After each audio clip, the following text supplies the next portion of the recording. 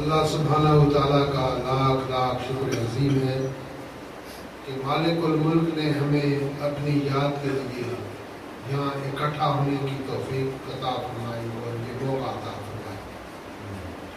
لاکھوں کروڑوں درود و سلام حضرت محمد مصطفیٰ صلی اللہ علیہ وآلہ وسلم کی ذات اقدس پر، جن کے طفیل مالک الملک نے یہ کرم نوازی فرمائی۔ اللہ سبحانہ و تعالیٰ کا قرآن حکیم میں ارشاد ہے، اعوذ باللہ من الشیطان الرجیم، بسم اللہ الرحمن الرحیم، یا ایھا الذین آمنوا ادخلوا فی السلم کافۃ ولا تتبعوا خطوات الشیطان انہ لکم عدو مبین، صدق اللہ مولانا العظیم۔ اس آیت مبارکہ کا معنی یہ ہے کہ اے لوگوں جو ایمان لائے ہو، اسلام کے اندر مکمل طور پر داخل ہو جاؤ اور شیطان کی پیروی مت کرو، کیونکہ وہ تمہارا ایک کھلا دشمن ہے۔ عزیزان گرامی، جیسا آپ سب جانتے ہیں کہ اللہ سبحانہ و تعالیٰ نے اس کائنات کو تخلیق کیا اور اس کے بعد پھر انسان کی تخلیق کی، اور اس تخلیق سے قبل جو کچھ بھی انسانی زندگی کو قائم رکھنے کے لیے ضروری تھا، اللہ سبحانہ و تعالیٰ نے وہ سب چیز مہیا فرمائی۔ اور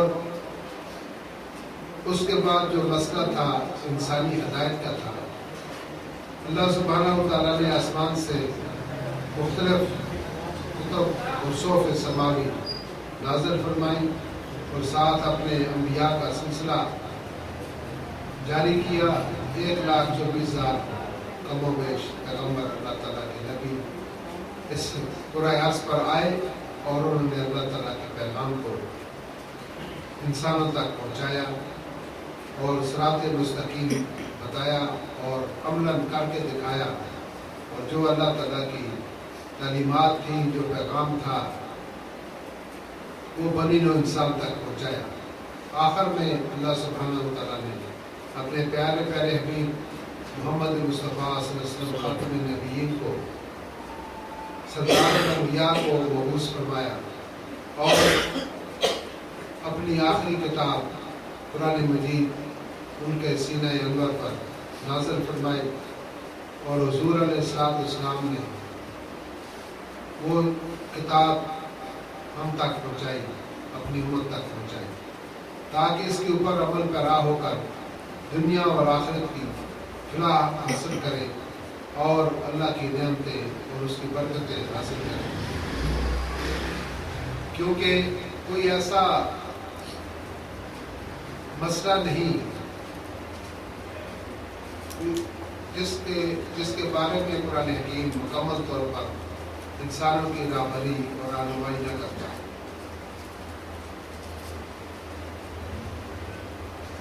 محنت سے لے کر لحد تک، پیدائش سے لے کر قبر تک، ہر مرحلے پر کوئی بھی مرحلہ ہو زندگی کا، قرآن حکیم اس کی رہنمائی کرتا ہے، رہبری کرتا ہے۔ لہذا جو لوگ اللہ کی کتاب پڑھتے ہیں، اللہ کے احکام کو مانتے ہیں، اس پر عمل پیرا ہوتے ہیں، تو وہ دنیا میں بھی کامیاب و کامران ہوتے ہیں اور آخرت میں کامیابی و کامرانی ان کے قدم چلتے ہیں۔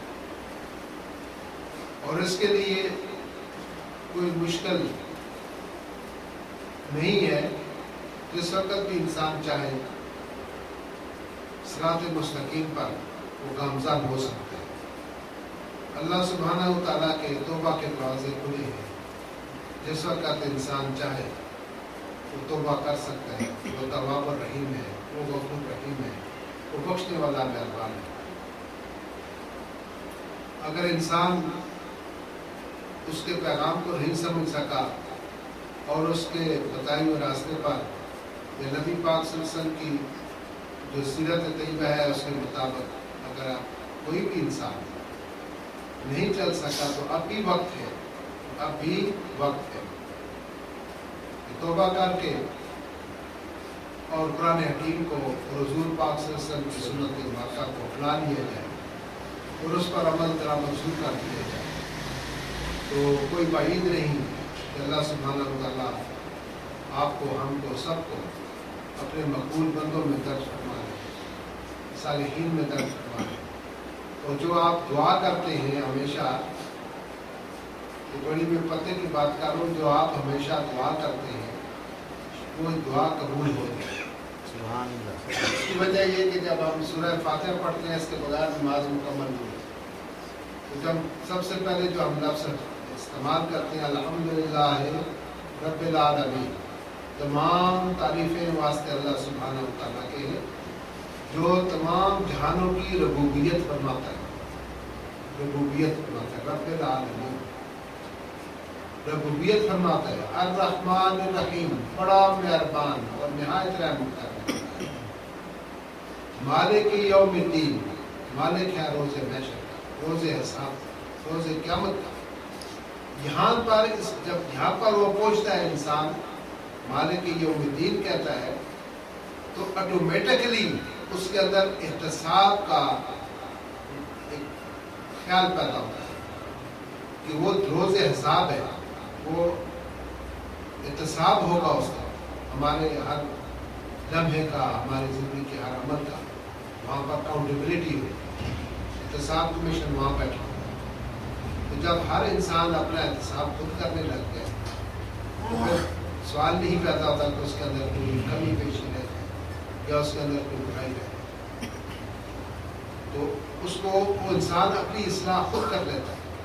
مالک یوم الدین اس کے اندر ایک سینس پیدا ہوتا ہے کہ میں کسی ہستی کے سامنے میں جواب دہ ہوں اپنے اعمال کے لیے۔ پھر ہم کہتے ہیں ایاک نعبد، اے اللہ ہم خاص تیری عبادت کرتے ہیں، وایاک نستعین اور خاص تجھی سے مدد چاہتے ہیں۔ اب یہاں سے دعا ہم کرتے ہیں، اے دینا دکھا ہم کو، اے دینا الصراط المستقیم ہمیں سیدھا راستہ دکھا۔ کہتے ہیں اے دینا الصراط المستقیم، اس کا مطلب یہ ہے کہ ہم اللہ تعالیٰ سے یہ دعا کر رہے ہیں، نماز میں جب کھڑے ہوتے ہیں تو ہم اللہ تعالیٰ سے یہ مانگ رہے ہوتے ہیں کہ اللہ تو ہمیں سیدھا راستہ دکھا، صراط الذین راستہ ان لوگوں کا انعمت علیہم جن پر تو نے انعام کیا۔ یہ خود ہم ہر رکعت میں اللہ تعالیٰ سے چاہتے ہیں کہ ہمیں سیدھا راستہ دکھا، مانگتے تو ہے لیکن چلتے نہیں۔ کمزوری ہماری یہ ہے کہ ہم اللہ کو مانتے ہیں، اللہ کی نہیں مانتے۔ اللہ کو مانتے تو وحدہ لا شریک ہے، قل اللہ احد اللہ الصمد لم یلد ولم یولد ولم یکن لہ کفوا احد۔ اس پر تو ہمارا یقین ہے، ہمارا ایمان ہے۔ اللہ کو تو ہم مانتے ہیں لیکن اللہ کی نہیں مانتے، اس لیے اس نے کہا ادخلوا فی السلم کافۃ، بات جب بنے گی تو مکمل طور پر اسلام میں داخل ہے۔ اس کو ماننے کی بات نہیں بلکہ اس کی ماننے کی بات ہے۔ جو اس کی جو باتیں ہیں وہ قرآن حکیم کے اندر ہے، موجود ہے، اللہ کا کلام ہے۔ کلام یہ اللہ سبحانہ و تعالیٰ کا ہے، لیکن یہ زبان آقا دو جہاں صلی اللہ علیہ وسلم کی زبان۔ اور ایک بڑی نقطے کی بات بتا دوں آپ کو، شاہ صاحب نے تشریف فرمائے، بڑے بازوں کا آدمی ہے، بڑے دینی آدمی ہے، کہ اللہ سبحانہ و تعالیٰ کسی سے بات نہیں کرتا، بات اسی سے کرتا ہے جو اس کا نبی ہوتا ہے۔ جیسے اس نے کہا قل هو اللہ احد، کہہ دیجئے کہ اللہ ایک ہے۔ حکم کس کو ملا؟ آقا دو جہاں کو، کہ آپ کہہ رہے ہیں، کیونکہ اللہ سبحانہ و تعالیٰ جس سے بات کرتا ہے وہ نبی ہو جاتا ہے، جس سے بات کرتا ہے وہ نبی ہو جاتا ہے۔ تو جو بھی اللہ نے بات کی ہے وہ نبیوں سے کی ہے، عام انسان سے وہ بات نہیں کرتا، جس سے وہ بات کرے گا وہ نبی ہو جائے گا۔ یہ اس کی سنت ہے۔ اس نے آقا دو جہاں سے کہا کہ میرے محبوب آپ کہہ دیجیے، کل آپ کہہ دیجیے وہ اللہ احد۔ تو اس اللہ تعالیٰ موسیٰ سے بات کرتا ہے، تو موسیٰ بھی نبی ہے نا، تب ان سے بات کو دور پر کرتا ہے۔ جس کو بھی اللہ مخاطب کرتا ہے، جس سے وہ بات کرتا ہے، وہ نبی ہوتا ہے. تو ہر آدمی، ہم مومن نہیں ہو سکتے، ہم مسلمان مکمل نہیں ہو سکتے، تو ہم نبی ہو نہیں سکتے. تو بات یہ ہے کہ اس کا طریقہ کار بڑا آسان ہے. سب سے پہلے توبہ کر لی جائے کہ اللہ مجھ سے خطا ہوئی، مجھ سے غلطی ہوئی، مجھ سے جو کچھ سرزد ہوا میں اس کے لیے تیری بارگاہ سے معافی مانگتا ہوں. اللہ سے معافی مانگو اور آج سے ہی شروع کر دو. ایک برائی کو چھوڑتے جائیں اور ایک نیکی کو اپناتے جائیں. بس یہاں سے آغاز ہوگا. صراط مستقیم کا جو آغاز ہے وہ یہاں سے ہوتا ہے کہ ایک آپ کے اندر کمی ہے، اس کو آپ تک کریں. ایک آدمی فرض کرو اس کو عادت ہے جھوٹ بولنے، تو جھوٹ کو چھوڑ دیں، کیونکہ اللہ فرماتا ہے لعنت اللہ علی الکاذبین، جھوٹوں پر اللہ کی لعنت. اور آج بڑی آپ کو خاص بات بتا دو، شاہ صاحب کی ہے، آپ کی ہے، یہ لعنت کیا چیز ہوتی ہے. سنتے تو ہم ہیں اور کہتے بھی ہیں، لیکن بعض اکثر لوگوں کو یہ معلوم نہیں کہ لعنت کہتے کسی ہے، لعنت کی معنی کیا ہے. تو آج آپ بچوں کو بتا دوں کہ لعنت اس کو کہتے ہیں جس کی درخواست، جس کی دعا اللہ کے بارے میں بارگاہ میں قبول نہ ہو، اس کو لعنت کہتے ہیں. جس کے اوپر لعنت ہو جائے تو اس کی اللہ کی بارگاہ میں رسائی نہیں ہوتی، اس کی دعائیں مستجاب نہیں ہوتی، اس کی درخواست قبول نہیں ہوتی، رد کر دی جاتی ہے. بات آئی تھی سمجھ. اس وقت شیطان نے کہا کہ میں سجدہ نہیں کرتا، تو اللہ تعالیٰ نے کہا کہ جاؤ تم پر لعنت ہے یوم یبعثون تک، قیامت کے دن تک. تو اب وہ کچھ بھی کرتا رہے. یہ توبہ کرنا، اللہ سے جو دعا، یہ بھی تو ایک دعا ہے، اللہ تو مجھے معاف ہوگا، کیا یہ دعا ہے نا، درخواست ہے اس کی بارگاہ. اللہ تو مجھے رزق دے، اللہ تو مجھے عزت دے، اللہ تو مجھے امتحان میں پاس کرنا، اللہ تو مجھے صحت دے، تندرستی دے، اللہ تو روزگار دے. یہ کیا ہے؟ یہی تو دعائیں ہیں. تو جس کی یہ دعا قبول ہو جائے، یہ اس کی رحمت کے صدقے میں قبول ہو جاتی ہے. تو جس کی دعا قبول نہ ہو، وہ سمجھ لے کہ اس پر لعنت برس رہی ہے اور رد کیا. تو اس لیے اگر شیطان آپ کہے بھی کہ مجھے معاف کر دو، تو معافی اب نہیں ہوتی، کیونکہ اس ٹائم لگ چکی ہے. وہ بات، وہ چیپٹر کلوز ہو چکا. وہ باتیں جو مذاکرات، اعراض، جو میٹنگ ہونی تھی، وہ ہو چکی ہے. اس کا بھی قرآن میں اس کا ذکر آ گیا، اس کے اندر سرٹیفکیٹ اس کے اندر موجود ہے. تو اس نے کہا کہ مجھے زندگی دے مولا قیامت تک. کہا جاؤ تو زندہ رہے گا.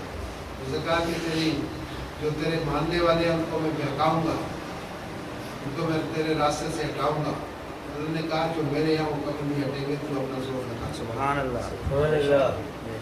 تو عزیزان گرامی، نبی پاک سے محبت کا تقاضا بھی یہی ہے کہ آج آپ اس محفل میں یہ عہد کریں کہ ہم توبہ کرتے ہیں اپنی سابقہ روش سے، جو جس پر آج تک ہم قائم تھے.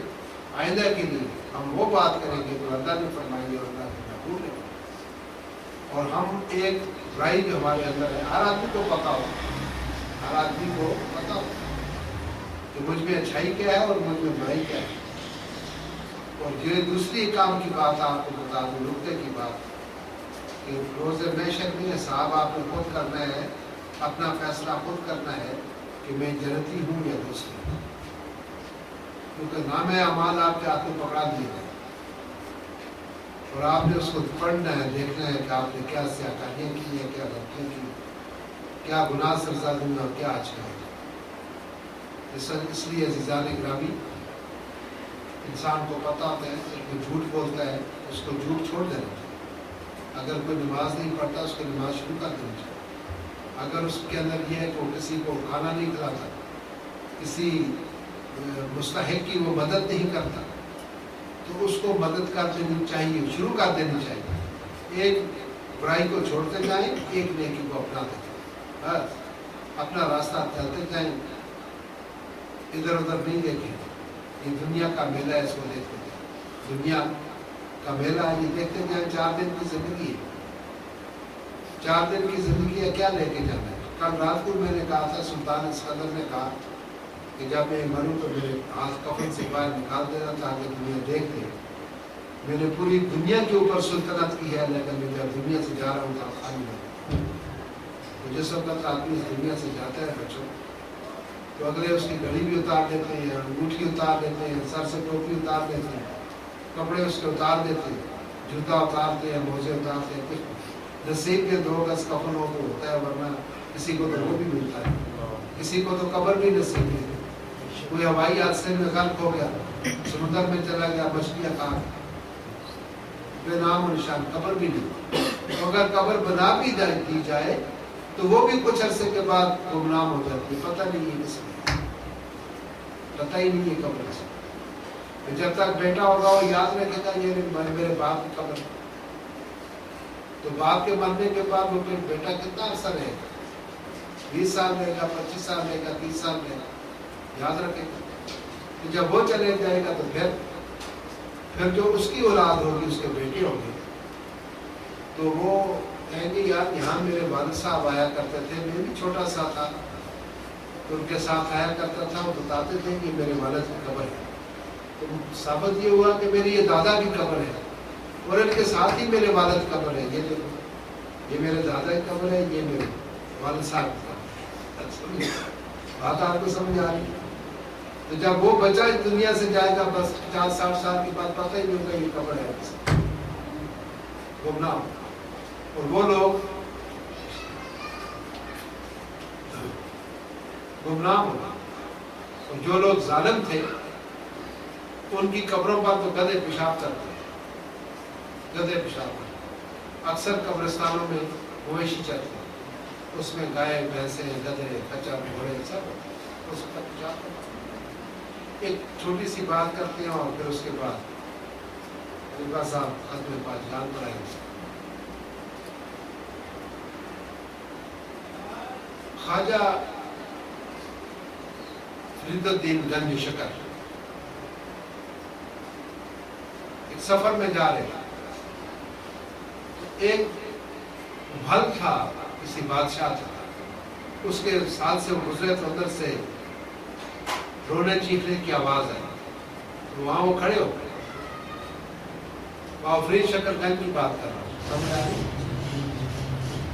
وہ کھڑے ہو گئے اور انہوں نے پوچھا کہ یار یہ چیخنے چلانے کی آواز کس کی ہے، کیا بات ہے؟ اس نے کہا جی یہ خاتون ہے جو کنیز ہے شہزادی کی، اور اس کی ڈیوٹی یہ ہے کہ وہ شہزادی کو سرما لگاتی ہے، سرما آنکھوں میں لگاتی ہے۔